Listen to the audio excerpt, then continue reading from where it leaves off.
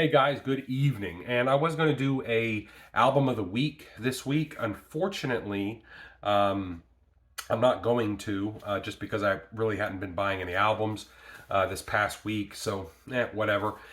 Instead, I'm going to do a system overview or kind of system tour, however you want to call it. I've sold a few things. I'm getting some stuff in as well. And anyway, kind of show you guys around and sort of, give you guys a tour. Anyway, let's take a look. So everybody, system tour, and I apologize for the lighting, but it kind of is what it is. Anyway, as for speakers, we've got the Ohm C2s. These were made in about 81, this particular model, according to Ohm. It was made kind of in the spring of 81. This particular model was manufactured from 75 to I think 81, 82, somewhere in there. So I have some of the last ones made, which is kind of nice to know. They have been refoamed, the woofers. They sound fantastic and work fantastic as well. We also have the Dynaco Mark II monoblock amplifiers. They've both been completely rebuilt. They don't have the original EL34s. They've been upgraded to 6550s. They have new driver boards. This one is a little bit more rebuilt than that one.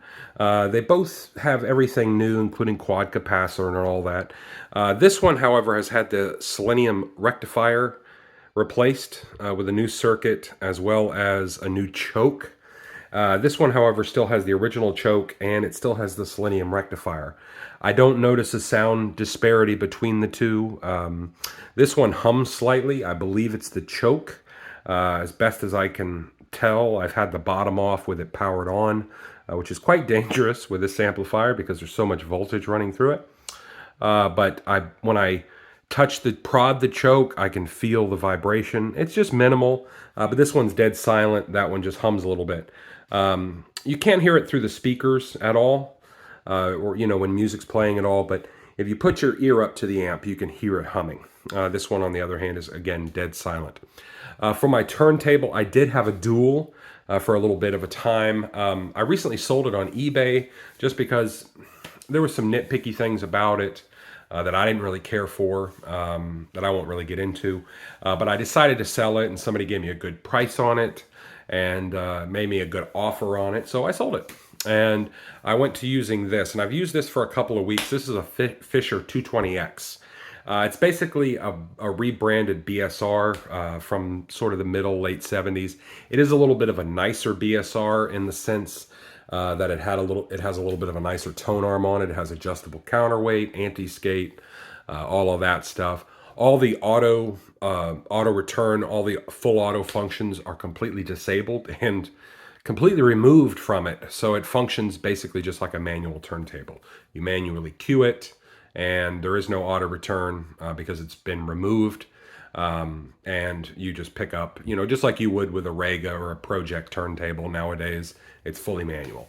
For my preamp duties currently, I'm using a Volley 2 I had some Amazon money about 6-8 months ago. I decided to pick that up as a headphone amp, and it sounds really great as a headphone amp. But I put it to use in the duties of the Dynaco. I like the kind of combination of the tube. It sounds really good. Although the Volley, or however you want to say it, isn't overly tubey. So it's a good kind of mix. Although I've got another piece coming in that I'm going to share with you guys in an upcoming video. We also have the Pioneer VSX D307 that, believe it or not, I'm using as a phono preamp. It is, of course, a home theater receiver, multi-channel, sort of a middle 90s, late 90s kind of budget Pioneer piece. It doesn't have any sort of digital inputs, but it does have a phono stage built into it. And basically the way I've got that wired is I've got the turntable running into that, and then I've got the tape outs running into the Volley, and of course the Volley controlling the volume on the Dynacos. The Pioneer doesn't feature any sort of main ins or pre-outs. It was a budget model, which, much like budget models today and receivers and amplifiers and stuff like that, you'll typically they'll forgo that because it's more of an entry-level piece. And of course, as you spend more money, you go to the mid-level or the higher-end range. That's when you get pre-outs and main ends and all that kind of stuff. It does function fairly well as a phono preamp, oddly enough. But I had a phono preamp. I had a Project, the Phonobox S, that crapped out here recently. And I actually sold it along with the Dual. I sold it for parts. I, explained what was going on with it. And the guy's like, oh yeah, I can probably fix it. So I, it was an extra, I think 40 bucks he gave me for it. So I just kind of threw it in there with it, more or less. And I was thinking, hey, 40 bucks for something that's broken, why not? And I had this sitting around. So I thought, make a good phono stage. Anyway, guys, that's the state of the Hi-Fi at the moment. Hope you guys are impressed and quite excited about my vintage gear and all of that good stuff. I know I am when I sit down and listen, especially the Dynacos. It's a really good sound. So anyway, that's it for now. I'll probably come back in a few days to talk about sort of an album of the week. I kind of wanted to talk about Queens of the Stone Age and kind of what I consider to be one of the best rock albums over the last 20 years. But anyway, peace out.